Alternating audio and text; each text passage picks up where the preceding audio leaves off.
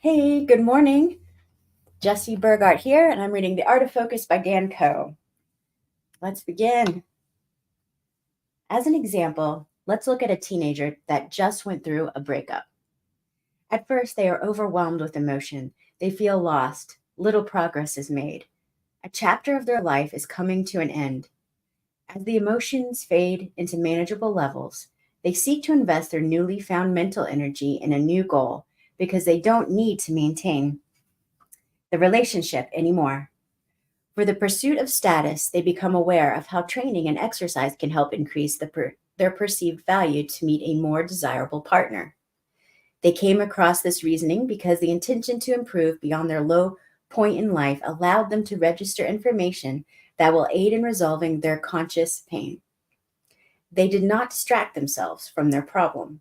With the thought of a new purpose, they invest mental energy in education. As they are exposed to more information, they gain clarity on how to actualize that goal. They make progress. They learn a valuable lesson that reinforces their pursuit, that they are in control of their fate.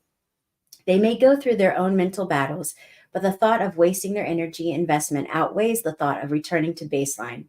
If their journey pans out, as many others do, their superficial why would transform into a sense of mastery behind their pursuits. They would continue with their health journey simply because they fell in love with the process.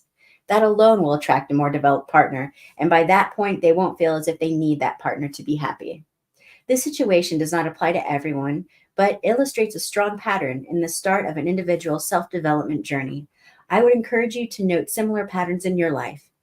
You now have the awareness. The rest is on you. The game. On November 23rd, 2004, a software development company, Blizzard Entertainment, released one of the most popular games of the 21st century. Little did they know they created a microcosm of life that would impact the world far beyond the limits of its predecessors. The game was a massive multiplayer online role playing game, or MMORPG, called World of Warcraft. Think of it like real life, but if that life took place in a time when dragons, castles, and spell-casting elves or shape-shifting bear-like creatures were a thing. Let's imagine you are a player in this game. When you first boot up, you are prompted with a series of choices. First, you choose your race, which isn't a possibility in the physical world, but let's use our imagination here. Do you want to be a human? What about an orc, troll, or gnome?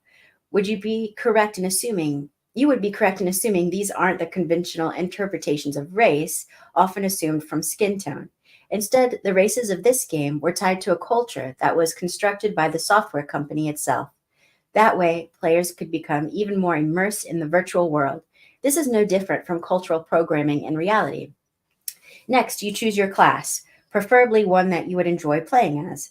You have free reign to become a warrior, mage, or some more utilitarian like paladin. Keep in mind that your choice here will determine the opportunities available to you in the future. One quick decision could lead to a game you don't care to play anymore.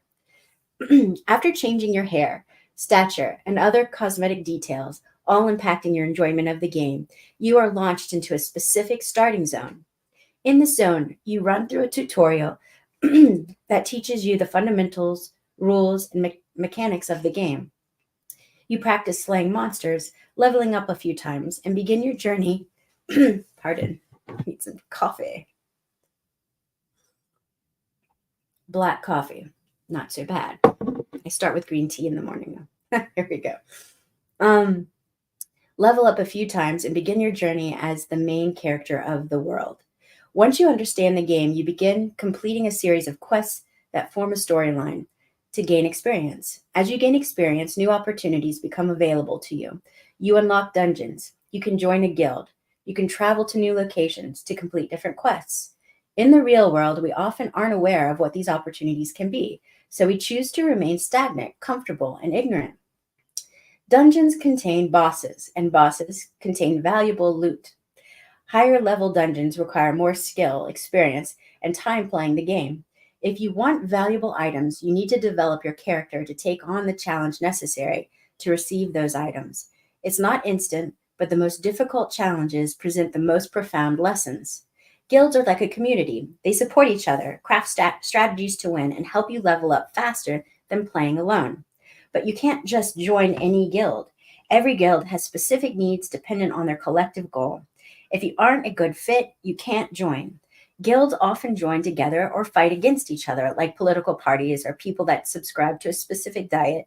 When people join together to form a collective self, their shared purpose can be actualized much faster. But the potential destruction they are capable of is not to be taken lightly. For, the, for each of these, you will serve a specific purpose depending on your prior choices. The path you take influences how you will play in the game in the future. How you are able to play the game determines your enjoyment of playing the game. Be mindful because you want to have fun in the future. Your present actions must reflect that. If you want to have fun in the future, your present actions must reflect that. In this game, the big important decisions compound into a personal heaven or hell. In a game like this, you are almost forced to be conscious of your choices. In reality, social conditioning leads to mindless action that, when gone unchecked, can take years of stagnation to undo the change to undo the damage. Wake up now. The last notable pattern in this virtual world is the currency system. There is a public auction where you can buy and sell resources, power-ups, and upgrades. Each of these hold a different value that is determined by the player's goal within the game. The profession you specialize in, the abilities you upgrade, and the skills you stack will determine how much gold you can acquire. If you specialize in blacksmithing, the items you craft may be more valuable than what someone else can create. But will you enjoy that path? Or are you doing it for the money? And if you are doing it for the money, will you remain a slave to it? Or do you have a plan to use it as leverage toward your ideal future? The skills you acquire will determine the challenges you take on. Those challenges expand your awareness of profitable opportunities. Profitable in this sense goes far beyond dollar amount. My generation is notorious for transferring their obsession for video games into the real world.